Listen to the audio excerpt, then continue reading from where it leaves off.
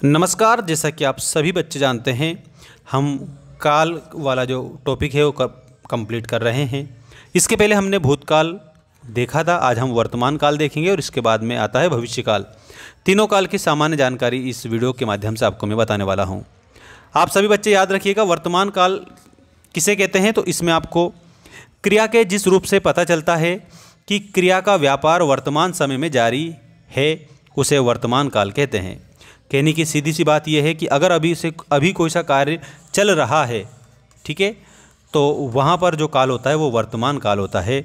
दोस्तों, वर्तमान काल के 4 भेद होते हैं। आपसे पूछा वर्तमान काल किसे कहते हैं, तो अगर कोई सी क्रिया वर्तमान में प्रचलित है, चल रही है, वर्तमान समय में जारी है, तो उसे हम वर्तमान काल कहते हैं।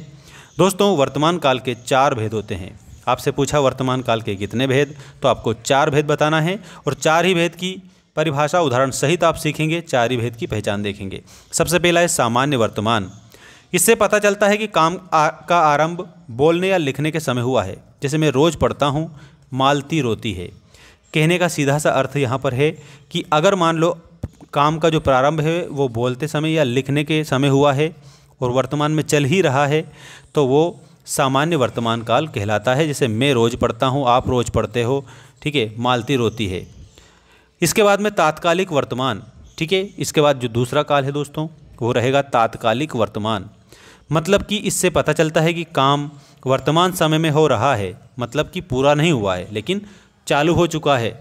कब तक चालू रहेगा इसका भी कोई पता नहीं है, वहाँ पर तात्कालिक वर्तमान काल कहलाता है। जैसे कामिनी पढ़ रही है। इसके अलावा हम ऐसे भी बोल सकते हैं राजू रो रहा है, ठीक। शिशु खेल रहा है, बालिका पढ़ रही है। इसमें हम ऐसे भी लिख सकते हैं बालिका पढ़ रही है।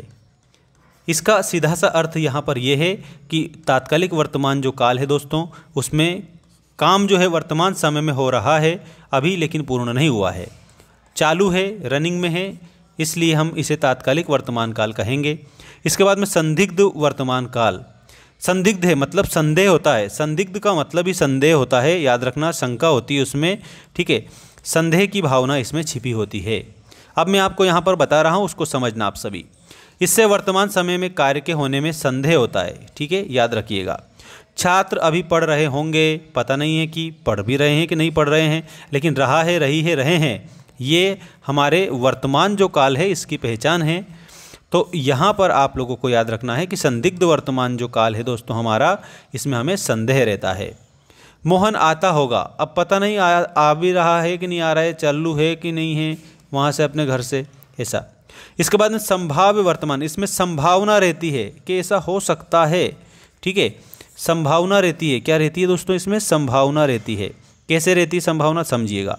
संभाव्य जो वर्तमान काल है इसमें कार्य वर्तमान समय में होने की संभावना रहती है कि अब ऐसा हो जाएगा। जैसे माधवी आती ही होगी, ये यहाँ पर संभावना बता रहे हैं, ठीक। माधवी आती हो, छात्र अभी पढ़ रहे हैं, अब यहाँ पर ये संभावित यहाँ सूचना हमें दी गई है। अगले वीडियो में मैं आपको बताऊँगा भविष्य काल, जिसको हम भविष्यत काल भी कहते हैं। आप सभी बच्चे चैनल को सब्सक्राइब करके ज़रूर रखेंगे, क्योंकि इससे आप लोगों के लिए सारी जो अपडेट है वो तुरंत आपके सामने आएगी। दोस्तों, आपकी एग्ज़ाम के लिए हमारे ऐप को भी आप इंस्टॉल करेंगे। ऐप का नाम है मेंस एजुकेशन। ये आपको गूगल प्ले स्टोर पर मिल जाएगा। चैनल के अबाउट सेक्शन में सबसे ऊपर मैंने ऐप की लिंक दे रखी है, वहाँ पर हिंदी का जो कोर्स है उसको भी आप परचेज करके अपनी आगे की तैयारी जारी रख सकते हैं। मिलते हैं नेक्स्ट वीडियो में। धन्यवाद। जय हिंद, वंदे मातरम।